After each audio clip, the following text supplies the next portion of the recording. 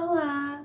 Sejam bem-vindos ao canal, eu espero que esteja tudo bem com vocês e vamos ao vídeo de hoje. Nesse vídeo eu vou falar sobre a Era Napoleônica. E o que foi? A Era Napoleônica, ela começa com o fim da Revolução Francesa, que se dá no golpe de 18 de Brumário, que é instaurado o consulado, que um grupo de pessoas toma o poder da França para governar. Só que ali, nesse grupo, Napoleão ele é o que mais se destaca, porque é o que ele faz mais coisas pela sociedade ali da época. Então, nesse período do consulado, é tipo um período de intersecção entre o fim da Revolução Francesa e o início do Primeiro Império Francês. Então, no consulado é onde o Napoleão ele começa a afirmar suas bases, onde ele propaga a modernização e a industrialização da França, que era uma coisa que na Revolução Francesa, ele fazia parte dos girondinos. Os girondinos eram os burgueses, então ali no consulado ele procurou favorecer esse pessoal também. Só que além disso, ele investiu para a população em educação, cultura, acesso a áreas onde ele não tinha, porque assim, indiretamente, o Napoleão ele foi o criador dos museus. Porque, tipo, ele não esperava que aquilo que ele fez ia se tornar uma coisa importante pra gente até nos dias de hoje. Mas, basicamente, ele abriu o Palácio de Versalhes, que era o palácio que o rei Luís XIV construiu e era, tipo, ali muito, muito, muito luxuoso. Então, ele abriu pra população, que antes não podia nem sonhar em pôr o pé ali dentro. Então ele abriu o palácio e ele, tipo, colocou artefatos lá dentro para observação das pessoas, tipo, ele tava querendo propagar conhecimento ali para as pessoas que antes não tinham acesso nenhum a isso. E também, tipo, já que ele tava, tipo, no seu processo de expansionismo da França, por onde ele passava, de lugar diferente, ele pegava lá o que ele achava que... Tipo, ele pegava as coisas de determinado lugar e colocava nesse museu. Então ali foi também o surgimento dos primeiros arqueólogos e dos naturalistas também, porque, tipo, grande população da França não teria condição nunca de viajar pelo mundo para conhecer o mundo. Então ali tinha os naturalistas, que eram um grupinho de pessoas que iam para outros países, estudavam tudo sobre o país, tipo a fauna, a flora, a cultura, e traziam pra gente, trazia pra França e divulgava isso para toda a população. E o Napoleão também, ele cria o Banco da França. Ele cria o Banco da França para parar a inflação, que também era resultado da Revolução Francesa. E o Napoleão, ainda no período do consulado, ele lança o Código Napoleônico, que basicamente era um conjunto de leis que ele elaborou, que elas falavam que todo homem era igual perante a lei, que agora o homem civil normal da população teria o direito ao casamento civil, casamento perante a lei e não perante Deus, e o casamento e o divórcio, que antigamente, né, não. Um tempo atrás ainda, antes da Revolução, a igreja, além do poder religioso, ela tinha um poder político. E o divórcio é uma coisa assim, que a igreja, ela não tanto quanto hoje, mas antigamente ela era muito mais estrita nessa questão de divórcio. Tipo, se casou, não pode separar nunca mais. Então, o Napoleão, ele deu esse direito para as pessoas dentro da sociedade. Ele também fez a divisão de igreja e estado, onde, tipo, a igreja, ela poderia continuar na França, mas exercendo apenas seu papel religioso e não político. E o Napoleão também, como ele estava querendo transformar a França em uma grande potência industrial, ele criou políticas protecionistas. Aquela que a gente já sabe, né? Taxar o produto de fora, essas coisas, ter o produto mais barato sendo nacional. E aí, com essa série de políticas políticas que ele estava criando, os códigos que ele estava oferecendo para a população, educação, uma série de coisas que não tinha antes ele estava oferecendo, ele conquistou a sua coroa como imperador da França. E assim, costumam dizer que o Napoleão, depois de criar esses códigos todos, dar esses direitos todos para a população que não tinha antes, ele se autodeu a coroa, ou como se ele tivesse pegado a coroa da mão do Papa e colocado na cabeça dele. Mas isso não realmente aconteceu. É só uma maneira de ilustrar como ele estava tão famoso ali, estava acarretando muito poder por ele. Não, isso não aconteceu, de verdade. O Papa foi lá e colocou a coroa na cabeça dele. Mas diz que, como ele tinha feito tantas coisas assim, era impossível, quase que inegável que o poder, ele era digno daquele poder, o poder dele era legítimo perante a sociedade, e ai de quem fosse lá falar o contrário. E no Império do Napoleão, ele começou com ele fortaleceu mais ainda o seu expansionismo, que a gente chama de guerras napoleônicas, onde ele estava querendo conquistar todo o território possível da Europa, combatendo o absolutismo, países desenvolvidos e opositores. Porque, além de combater o absolutismo, ele também queria conquistar o monopólio industrial ali no continente da Europa. Então ele saía com seu exército, conquistava uma área e colocava aquela área para trabalhar para ele. E nisso, que ele foi conquistando muito território ali na Europa, ele acabou se deparando com a Inglaterra. Ele queria conquistar a Inglaterra, só que o que acontece? Ele estava conquistando a Europa continental, mas a Inglaterra, ela fica numa ilha. E o Napoleão ali, nesse período, pode-se dizer que ele tinha o exército mais forte de toda a Europa, mas ele não tinha uma marinha. E a marinha mais forte era da Inglaterra.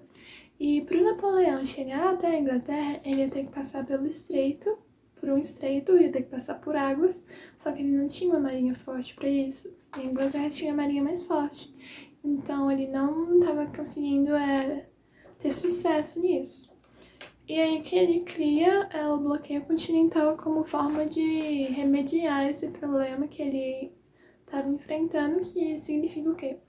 Todos os países que ele conquistou, todos os países aliados, países da Europa, se não quisessem ter o seu país invadido pela França, não quisessem ter o seu rei tirado do cargo, não quisessem ter o seu rei disposto, teriam que fazer negócio somente com a França e não com a Europa, e não com a Inglaterra. E aí que alguns países que, não tinham um exército muito bom, eles se aliaram ao Bonaparte, só que o que acontece? O Bonaparte, essa parte da era napoleônica, esse bloqueio continental, ele teve uma influência para a nossa independência. Por quê? O Napoleão, ele já tinha o controle da Espanha, porque ele tirou o rei da Espanha de lá, a família que governava, e colocou seu irmão José Bonaparte. E depois da Espanha, vem Portugal. Só que o que acontece com Portugal? Portugal tinha uma colônia gigante aqui, né? O Brasil. E o rei, ele tava com medo de ser exposto, ser morto, porque ele não podia se opor à Inglaterra e não podia se aliar ao Bonaparte. Por quê? Portugal, a economia de lá dependia muito da Inglaterra, porque por causa dos acordos comerciais, por causa das dívidas, Portugal tinha muita dívida com a Inglaterra. Então aí o rei de Portugal, a família real, ela fugiu toda pro Brasil. E foi aí que o Brasil ele começou a perder as suas formas de colônia. Isso foi o primeiro passo dado até chegar na independência do Brasil, quando a família real veio pra cá. Só que até o momento não tinha, o Brasil ainda era uma colônia. Isso muda um pouquinho, ainda nesse período, um pouquinho mais pra frente. Então, já que o Napoleão ele não estava conseguindo avançar pra Inglaterra, ele foi avançar pra Rússia, pro outro lado do globo. Foi aí que ele estava ali numa sequência de de vitórias, estava conquistando um território gigantesco na Europa. Foi aí na Rússia, nessa invasão russa, que ele sofreu a sua primeira derrota através de uma tática que se chama Terra Arrasada. Como é que isso aconteceu? O exército Napoleão tinha uma tática de sempre ir em frente, tipo, eles iam mais em frente dentro do país, colocavam mais força até que expulsava o rei de lá e colocava alguém que o Napoleão confiava, assim, para exercer o poder. Só que o que acontece? Com essa tática, é aí que fala que Napoleão não sabia de geografia como Hitler não sabia de história, porque aconteceu a mesma coisa com os dois. O inverno, a estação do ano, acabou sendo declínio para os planos deles. Como assim? Porque a Rússia era um país muito agrário, tipo uma big fazendona, que nem é o Brasil ainda. Aí também os russos, eles sabiam lidar com o inverno rigoroso deles, mas os franceses não tinham conhecimento nem capacidade para isso. Então, quanto mais o exército francês ele invadia o território russo, mais os soldados russos eles recuavam, e nesse recuo deles eles destruíam tudo que existia ali, tipo, colocavam fogo nas plantações, destruíam as casas, não deixavam nenhum tipo de recurso para o exército francês se estabelecer, ficar ali, porque, tipo, a comida foi acabando, não tinha mais suprimentos, não tinha mais como o exército francês ficar ali nessas terras que já tinham sido arrasadas. Então, os soldados franceses eles começaram a ficar doentes, começaram a morrer um monte de gente. E o exército russo, vendo que a tática deles tinha dado certo, quanto mais o exército francês ficava fraco, mais o exército russo conseguia tirar o exército do território russo. E foi aí a primeira derrota. E já com o exército enfraquecido, o Napoleão sofre uma outra derrota na Espanha, como ele tinha disposto o rei de lá, a família que tinha lá. Ele colocou seu irmão, mas o povo espanhol não aceitou isso. Então eles se rebelaram até uma hora que conseguiram tirar o rei, o irmão do Napoleão, e aí foi considerado uma derrota. E com essa série de derrotas, o Napoleão ele acaba sendo capturado e ele é levado para ser preso na ilha de Elba, no sul da Itália, em 1812. Só que aí, 2 anos depois, em 1814, ele foge dessa ilha. Não sabem exatamente como ele conseguiu fugir. Tem uma série de conspirações, teorias, mas o que a gente sabe é que ele foge e ele volta pra França com os aliados daí que ele fez na prisão. E ele começa ali o seu governo de 100 dias. E como ele tinha sido preso, colocaram de volta a família que tinha antes do império dele, do consulado, de volta no poder. Só que quando ele voltou, o rei que estava regente ali, ele simplesmente levantou do trono e saiu andando. Porque, tipo, como no consulado Napoleão tinha feito aquilo tudo, o povo amava Napoleão naquele tempo. Então não tinha como, tipo... Se o Napoleão mandasse todo mundo ir lá matar o rei, todo mundo ia. Então o rei preferia não ter uma cabeça cortada, né? Então ele simplesmente saiu e Napoleão começou a governar novamente. Só que o que acontece? O Napoleão, depois de ele ter conseguido fugir da prisão, em vez do cara respirar, pensar com calma, revisar suas táticas, que não tinha... Tava começando a dar errado ali, que ele tava sofrendo muita derrota. Não. Ele queria vingança contra a Inglaterra. Então, tipo, ele pegou o seu exército e foi em direção à Inglaterra. Foda-se.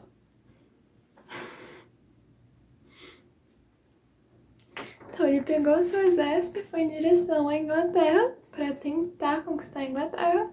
Só que, novamente, não deu certo e ele sofre a sua derrota definitiva na Batalha de Waterloo, que ele não conseguiu vencer a marinha inglesa e ele é capturado de novo. Só que como deixar ele ali por perto não deu muito certo da primeira vez, dessa vez resolveram colocar ele do outro lado do globo. Mandaram ele para ser exilado numa ilha no sul da África, na ilha de Santa Helena, em 1814 a 1815. Em 1814, foi o mesmo ano que ele fugiu. Olha só, o cara não teve paciência. Olha como o cara ficou com pressa, né? Fazer as coisas na pressa nunca dá certo. Então, ele foi exilado lá nessa ilha de Santa Helena, no sul da África. Em 1815 é declarado a sua morte, porque ele morreu de alguma coisa também que não é definida com exatidão, mas ele morreu. E aí é declarado o fim da Era Napoleônica. Só que como todo conflito dessa toda grande magnitude, é um conflito grande assim, como que arrasou quase a Europa inteira, no final de todo, quando alguém sai derrotado ali, acontece um tratado, um acordo entre os países que estavam envolvidos, e o tratado foi o Tratado de Viena, que foi na Áustria, onde os representantes dos países que conseguiram derrotar o Napoleão foram lá em Viena, e o objetivo do tratado era reorganizar o mapa da Europa, porque, tipo, tinha um território antes para cada país, só que o Napoleão, ele foi conquistando tudo, né? Então ficou tudo bagunçado. E aí o objetivo do tratado era reorganizar esse território e repartir eles de forma igual entre os países que participaram da guerra. E de forma igual para garantir que não vai acontecer outro conflito assim tão grande de novo. Tipo, não vai ter um país mais forte que o outro, que nem a França era mais forte que qualquer um ali na Europa continental. Então, como eu mencionei que a família real tinha fugido para o Brasil, a Inglaterra não estava querendo devolver o território de Portugal porque o rei tinha fugido do seu país, então disse que meio que foi um ato de covardia. Então, para o rei ele não perder esse território, ele subiu o posto do Brasil de colônia para país junto a Portugal também. Então, isso meio que significa que ele não tinha fugido do seu país, já que o Brasil era um país também. Então, aí que o Brasil começa a deixar de ser colônia e começa a receber, tipo, ser criado, tipo, subir de nível a vida aqui no Brasil. Deixar de ser colônia para receber mais direitos, receber melhores condições de vida que um país normal tem. Tipo, um país da Europa, como Portugal tinha. E o rei de Portugal volta pra lá, né? Que deixa seu filho aqui, isso é uma outra história. E na Europa, com esse Tratado de Viena, é restaurado o antigo regime, com os reis absolutistas. Na França também é restaurado um rei, é devolvida o poder político na França, é devolvido à dinastia da família Bourbon, que era a que estava antes de toda essa bagunça aí, né? E a Inglaterra, ela começa a apoiar os países absolutistas, porque, tipo, o Napoleão, ele era contra os absolutistas, então a Inglaterra estava querendo apoiar para que não acontecesse uma coisa assim de novo, não acontecesse a mesma coisa de novo. E também é criado a Santa Aliança, que é a aliança entre a Áustria, a Prússia e a Rússia, que um tempo depois entra a Grã-Bretanha, sei lá. Mas a Prússia não existe mais hoje em dia. Qual era o objetivo dessa aliança? Esses 3 países, quase 4, eles tinham o objetivo agora de ficar de olho nos seus vizinhos, amigos, para que em qualquer país ali ao redor que estava acontecendo uma revolução de novo, estava querendo depor o rei, esses países iam interferir, iam entrar no outro país e, tipo, repudiar, remediar qualquer tipo de ideia ou tipo de organização que estava querendo acabar com o absolutismo. O Tratado de Viena, para a época, ele foi bem eficiente, porque ele garantiu a paz na Europa durante 100 anos. Só que essa paz acaba com a Primeira Guerra Mundial, em 1915, lembra? Tipo, a Era Napoleônica acabou em 1815 e a Primeira Guerra Mundial começou em 1915, 100 anos exatos. O Tratado de Viena ele já estava muito antigo, né? 100 anos. Então tinha alguns poderes que não queriam, alguns reinos, alguns países que não queriam mais respeitar esse tratado porque ele já estava ultrapassado. Então, esse foi o vídeo de hoje. Foi um resumo sobre o que foi a Era Napoleônica, a importância dela pra gente até hoje em dia, até os dias de hoje. E se você gostou do vídeo, se ele foi útil pra você, deixa um like aí que vai me ajudar muito. Comenta tipo, se você acha que o Napoleão ele foi um tirano ou ele foi um herói francês, porque eu também não consigo decidir isso. Tipo, ele fez um monte de coisas boas pra sociedade, mas ele também propagou muita guerra. E até o próximo vídeo. Tchau!